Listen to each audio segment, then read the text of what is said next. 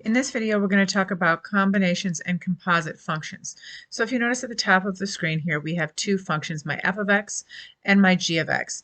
And we're going to start off simply doing some old function values where, again, this notation says that we're going to simply put this -2 in for the function value. So when we have f of -2, that means we're putting -2 in for x. So we've got -2 times 2, and then we're adding 5.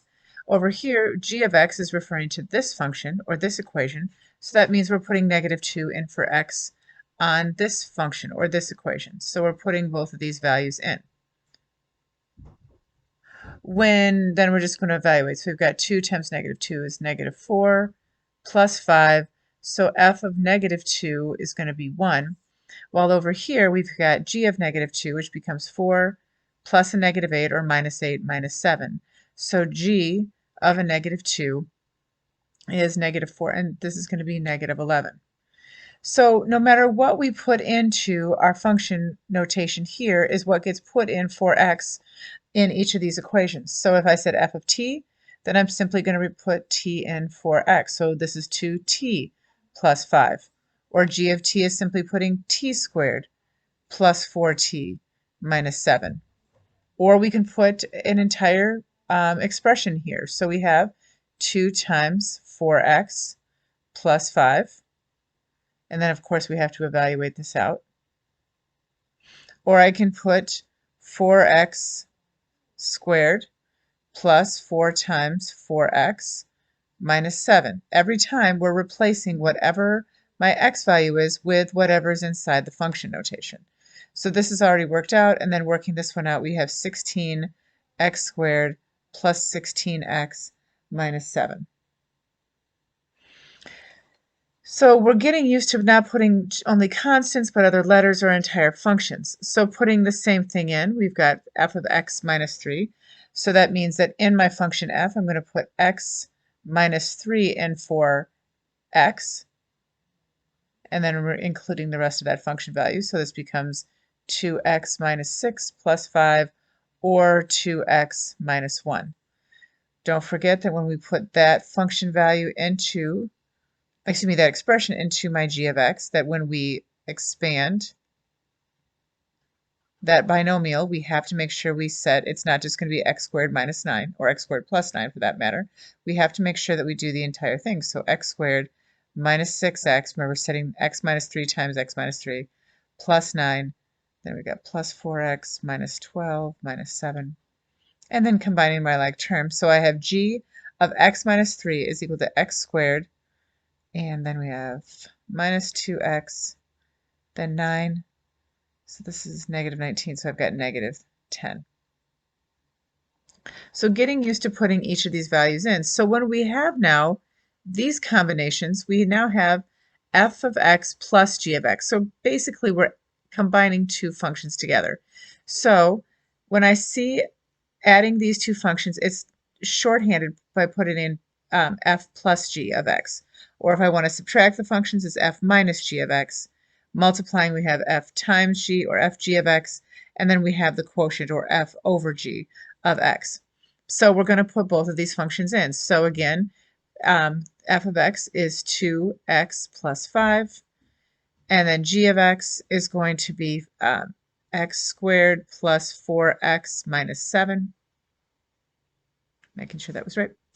And then you're going to be adding, so your f plus g of x is adding both of those functions together. So we have x squared, we have plus 6x, and then we have minus 2, putting those together.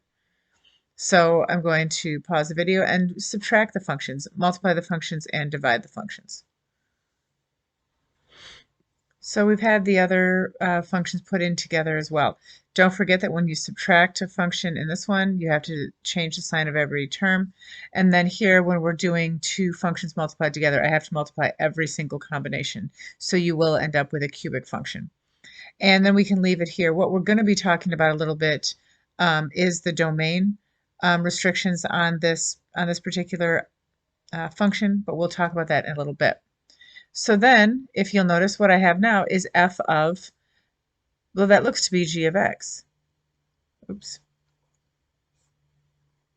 But let's figure it out. So if I have f of, remember that's 2, and I'm going to spread it out for just a sec, 2x plus 5. Well, we said whatever is inside the notation is what goes in for x. So let's take that out and say that we're going to put this one in here for x.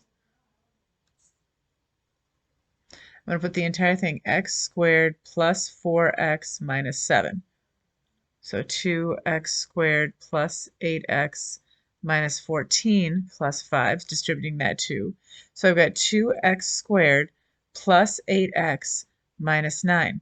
But if you'll notice, what we did is we took the function, and what I did is I put the exact same g of x in there. So basically, this is what I did. I put g of x into my function value. That's actually what's called a composite function, which is listed right there above, and we call this a composite function, which is written as, this one is written as f of g of x. I'm kind of exaggerating that. It's not a solid dot. It's not a multiplier. It's simply the f of, or talking about the composite. So putting g of into f of x is the same as saying f of g of x. So let's do the exact same thing here. So I have the entire function kind of exaggerated out, but again, we're saying that whatever's in the function notation is what goes in for x. So let's remove that. And we'll put in the function of f into g. So let's expand everything out. So this is, again, putting the 2x plus 5 times itself. We end up with 4x squared plus 20x plus 25, distributing this, and then. So then we combine all of our like terms. Got 20x and 8x, that's 28x. We have 45 minus 7 is 38. And this again is, we had the g, and then we put f of x into it, which is here, written right there. And so what this is, again, is g of f of x. And sometimes we get confused. Okay, which one do I start with? Which one do I go with? The one that is listed second is the one that's stuffed into the original parent function. So this is the way we write the notation. So it's kind of almost like a backwards build, if you will.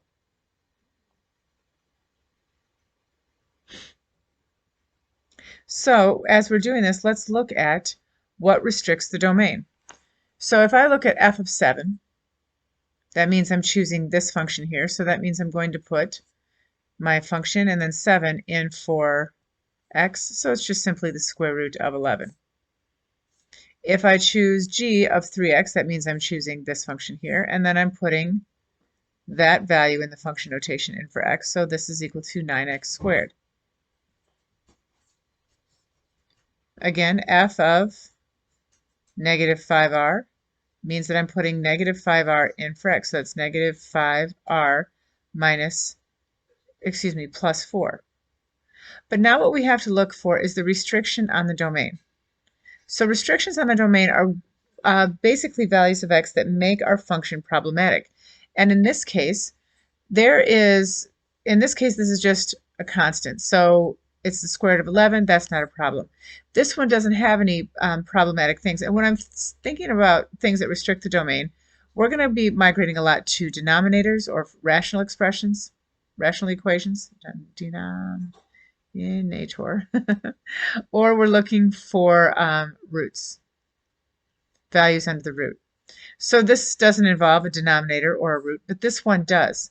And what we have to figure out is we have to figure out what values of r won't work. So what we need is we want values of this whole function to be real numbers. And if I start to take the square root of a negative number, then it's of course into the imaginary. We did that in an earlier chapter. So what I want is I want r to be all values that don't make this denominator or the value under the root negative. So basically what I'm saying is that I want that to go away. I want this value under here to be greater than or equal to 0, because if it becomes negative, then again it becomes problematic. So let me solve it.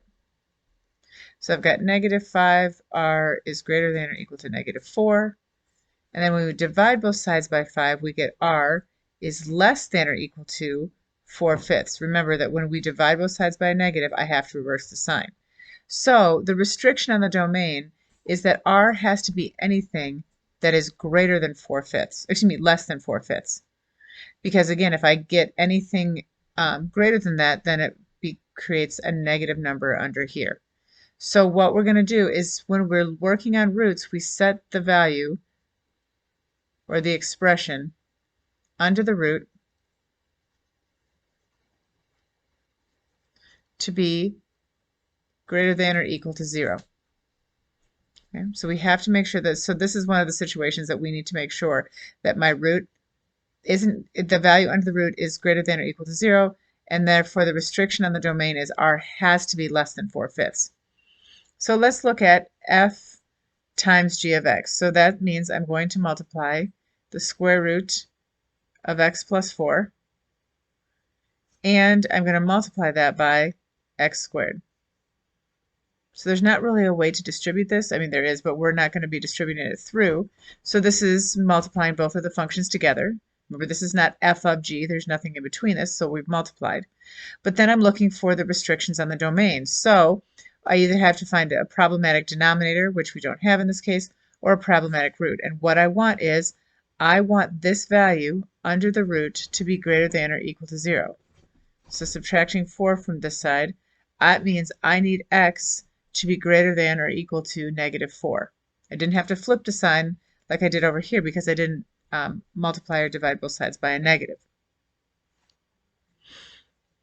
So let's look at the last one. No, it's not the last one, excuse me. F of g of x. So that means I take my f of x and I'm going to put g of x in it, meaning I'm going to start with my original x plus 4. But what this means is now, instead of x plus 4, it's now going to be whatever g of x was, which is x squared plus 4. Now, because it's a polynomial, I can't just take square root of x squared and square root of 4. I have to just leave it. This is as good as it gets.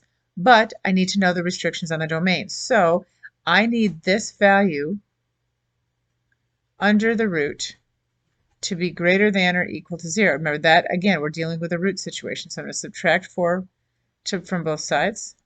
So I have x squared is greater than or equal to negative 4. Now, this is cool because what happens is I need an x value that creates every square root, every value to be greater than or equal to 4. Actually, anything squared is greater than or equal to 4. So there is no restrictions on the domain.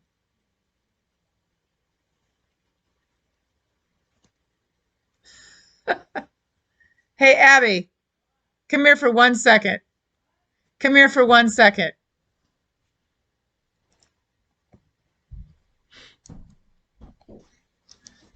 You are going to laugh at me. Would you grab that football, please? Because that spoiled dog and the spoiled mom. Just drop it on the floor. Now he'll lay it down in his bed.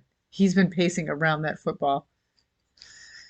He's walking around. Yup. See, now he'll go lay down.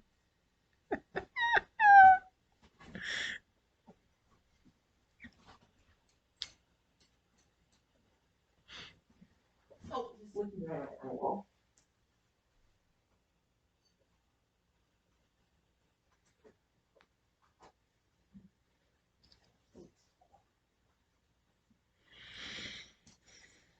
It's a cute little baby. It's a cute baby, buddy. It's a cute little baby, buddy. It's just so cute.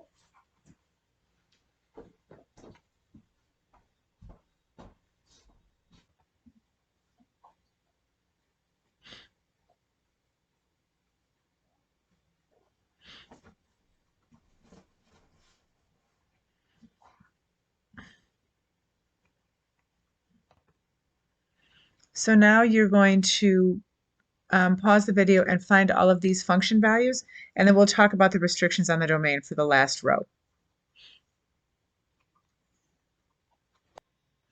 Take a minute to look at these answers and see if you get the same ones. Now we're going to look for a moment at the restrictions on the domain. What I want you to notice that there isn't any ones that seem to violate our first two ideas of restriction on the domain of um, falling under any even roots, so there's no radicals that I have to deal with, and almost all of them don't have denominators that I have to deal with. The only one that has a restriction on the domain is this one down here. This is the one that has a denominator, and remember, we can't have a denominator of 0. So what I have is, I want to know what would cause this to be equal to 0. Well, if I have 2x, adding the 1 to both sides. So that means that x is equal to 1/2. Now the thing you have to be careful of is this is the restriction on the domain. This means that I can have all reals such that x is not equal to 1/2. So this is the restriction that I can have any single number except 1/2. This one, when we dealt with, going back up here, when we dealt with under the radical, this is the restriction in that x, or excuse me, in this particular case, r has to be less than 4/5. So we're looking for the values that work and the values that don't. In this case with the radicals, these are the values that work, r being less than or equal to 4/5. When we're working with a fraction, we're looking for the one that does not work. So real is everything else. Excuse me, the domain is everything else, all reals except for this particular situation. So that's one thing you have to be completely clear on when you do this.